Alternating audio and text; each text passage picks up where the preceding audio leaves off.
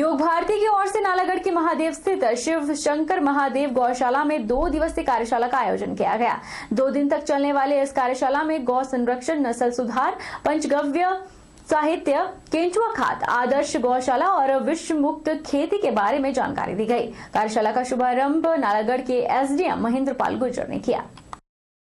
2 दिवसीय कार्यशाला पर जानकारी देते हुए नूरपुर क्षेत्र से आए ऋषि डोगरा ने कहा कि गाय के दूध ही नहीं, गोबर और गौमूत्र से एक व्यक्ति 5 सदस्यों के परिवार को आसानी से पाल सकता है। उन्होंने कहा कि गाय के गोबर से जो भस्म तैयार होती है उसे कई प्रकार की दवाइयों के लिए प्रयोग में लाया जाता है। उन्होंने गौमूत्र और गोबर से अर्क, पंचगव्य तैयार करने की विधि बताई। इसके अलावा गौ संचालकों को नस्ल सुधार और गौ संरक्षण का प्रशिक्षण दिया गया। गौ सेवा आयोग के उपाध्यक्ष अशोक शर्मा ने कहा कि राष्ट्रीय कामधेनु आयोग की ओर से उन्हें इस वर्ष दिवाली पर गाय के गोबर के 1 करोड़ दिए बनाने का टारगेट दिया गया है। देखिए, दीपक बनाने की जो प्रक्रिया है, इसके अंदर हम लोग जो गौवंश का गोबर होता है, देसी गौवंश का गोबर होता है, उसको सुखाते हैं। उसको सुखाने के बाद उसका महीन पाउडर बनाया जाता है, बिल्कुल बारीक पाउडर बनाया जाता है और उस पाउडर के अंदर कुछ प्री मिक्स बाइंडर डाला जाता है। उस बाइंडर को फिर मिक्स करके इसको एक आटे के तरीके से गूंदा जाता है। गूंदने के बाद छोटे छोटे पेड़े लेके जो दीपक बनाने का मोल्डिंग है, सांचा है, उसमें इसको बनाया जाता है और दीपक बहुत आसानी से बन जाता है। यहाँ सरकार के माध्यम से जो सुविधा मिल रहा है, व्यवस्था मिल रहा है, उसका भी चर्चा हो रहा है। संगठनात्मक हम सारे क्या करना है, गोबर गौमूत्र से और नंदी से, क्योंकि नंदी ठीक है तो आगे गोकुल सुधर जाता है। ये सारे दृष्टि से अलग अलग ट्रेनिंग कैंप कहाँ अरेंज करना, वो सारे प्लानिंग यहाँ हो रहा है। खाली दीपक तो बनाना ही है हमें, वो तो काम करना ही है, लेकिन और भी गौशालाओं में कितने तरक्की हो सके, कैसे इन गोवंश को सड़कों से हटाया जा सके। टैग लग रहे हैं कुछ लोगों का, टैग के विषय में कंप्लेंट्स थी तो विभाग ने वो भी नोट की है। ये सारे कार्यक्रम बीच में ही थे। ऑर्गेनिक खेती के बारे में है, वो भी बीच में है। पूर्व मंत्री एवं अखिल भारतीय दलित समाज कल्याण परिषद के चेयरमैन वरिष्ठ कांग्रेस नेता कुलदीप कुमार ने कहा कि हाथरस में दलित परिवार की बेटी के साथ घटी घटना देश के माथे पर कलंक है और इस तरह की घटनाओं की दलित समाज सहन नहीं करेगा। कुलदीप कुमार ने आरोप लगाया कि उत्तर प्रदेश की योगी सरकार दलित की बेटी के साथ हुए जघन्य अपराध पर उचित कार्रवाई करने में विफल साबित हुई और देश और प्रदेश के दलित समाज में यूपी सरकार की इस विफलता को लेकर आक्रोश भड़क उठा है। घटना ने हमारे समाज की आंखों को खोल दिया है और फिर से दलित समाज को जो सहयोग ऐसे मौके पर राहुल जी और प्रियंका गांधी जी ने दिया है, ये बात सार्थक हो गई है कि जो श्रीमती इंदिरा गांधी जी ने कहा था कि मेरा जो लहू है वो देश के काम आएगा, गरीब लोगों के काम आएगा।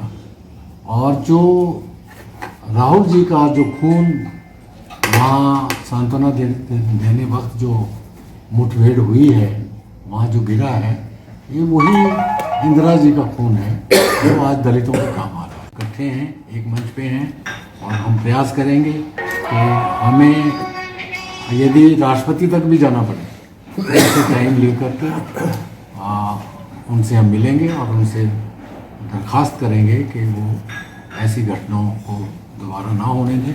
नूरपुर के व्यापारी कस्बा जसूर में पंचायत की तरफ से दुकानदारों को कूड़ा करकट बाहर न फेंकने का नोटिस दिया गया। इस मौके पर सनी साहन, पंचायत सचिव पुरुषोत्तम ने महादेव यूथ क्लब भलेटा के युवकों द्वारा दुकानदारों को स्वच्छता के प्रति जागरूक भी किया और नोटिस भी बांटे। महादेव युवक मंडल के रजत पठानी ने बताया कि कस्बा जसूर में दुकानदारों को स्वच्छता के प्रति जागरूक किया गया। जितने भी दुकानदार हैं उन्हें खाली बोतलें या कचरे को एक बैग में या फिर थैले में डालने को कहा गया है ताकि पर्यावरण को साफ सुथरा रखा जा सके। उन्होंने कहा कि पर्यावरण को साफ और स्वच्छ रखने के लिए ही यह पहल की गई है, जिसमें युवाओं का भी भरपूर सहयोग मिल रहा है। ये जसूर में मार्केट में हम लोग एक अपना शिविर चला रहे हैं, जिससे कि जसूर में जो भी दुकानदार या अपना होटल वगैरह जो गंदगी फैलाते हैं, उसके लिए हम उनको पॉलीथीन दे रहे हैं कि जो भी खाली बोतलें या कचरा है उसमें डालिए ताकि हमारा पर्यावरण साफ सुथरा रहे। उसके अंतर्गत हम लोगों ने ये बीड़ा उठाया युवाओं ने कि हम एक पहल की जाए ताकि कोई अच्छा मैसेज आए, समाज के लिए कोई अच्छा मैसेज आए। नूरपुर ब्लॉक के 3 युवाओं ने एक ऐसी पहल चलाई है जो सभी लोगों को एक दूसरे से जोड़ने और अपनी काबिलियत को घरों में बैठे दिखाने और मनोरंजन का एक साधन बनी। जब मार्च के में कोरोना महामारी की वजह से लॉकडाउन लगा तो उस समय प्रतियोगिता करवाई गई थी। प्रतियोगिता में जो विजेता रहे उन्हें अलग अलग पुरस्कारों द्वारा सम्मानित किया गया। जब मार्च में कोरोना महामारी की वजह से लॉकडाउन लगा तो सभी लोगों को घरों में रहना पड़ा और उस समय लोगों के पास टीवी, मोबाइल ही एकमात्र सहारा था जो उनका समय बिताने में सहायक था। तब इन युवाओं ने Kangra update Facebook group social media पर बनाकर उस पर DP battle, little champs, best couples जैसी प्रतियोगिताएं चलाई और लोगों को घरों में बैठे बैठे मनोरंजन और एक दूसरे से मिलवाने, एक दूसरे की खूबियों को दिखाने का माध्यम बना दिया। इस प्रतियोगिता में नूरपुर ब्लॉक के साथ साथ हिमाचल और देश के विभिन्न शहरों से हजारों लोग जुड़े और अपनी अपनी काबिलियत को दिखाने का मौका दिया। जो लोग इस प्रतियोगिता में विजेता रहे उन्हें अलग अलग पुरस्कारों द्वारा सम्मानित किया जाना था। कोरोना के चलते यह सम्मानित कार्यक्रम स्थगित करना पड़ा और अब लॉकडाउन खत्म होने पर प्रतियोगिता में विजेताओं को सम्मानित किया गया। रोजी का बहुत बहुत धन्यवाद जो उन्होंने इतना बड़ा प्रोग्राम बनाया। देश सबको देता है लेकिन देश को कोई नहीं देता। रोजी जी ने कोरोना की जैसी महामारी के समय लोगों को एक मनोरंजन का साधन दिया, उनको महसूस तक नहीं होने दिया कि देश में बीमारी फैली है। तो इस चाहे फेसबुक का, व्हाट्सएप का, मल्टीमीडिया का उन्हें पूरा उपयोग करके और देश को खुशहाल रखा और लोगों की जिंदगी में रौनक बनाई रखी। आईटीआई जोगिंदरनगर में आउटसोर्स पर तैनात सुरक्षाकर्मी की संदिग्ध मौत पर जोगिंदरनगर पुलिस ने एफआईआर दर्ज कर जांच बिठा दी है। पुलिस ने शव को कब्जे में लेकर पहले पोस्टमार्टम करवाया, उसके बाद ही परिजनों को सौंपा।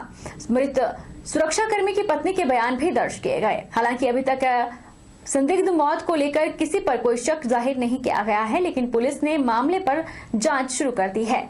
आईटीआई डोहग में सुरक्षाकर्मी के पद पर तैनात दिलीप सिंह 43 निवासी चांदनी रोपा घर के नजदीक गहरी ढांक में खून से लथपथ मिला था। उसके सिर और पेट पर गंभीर चोटों की पुष्टि अस्पताल के चिकित्सकों द्वारा की गई। बहरहाल बुलेटिन में इतना ही। आप देखते रहिए HP 24x7।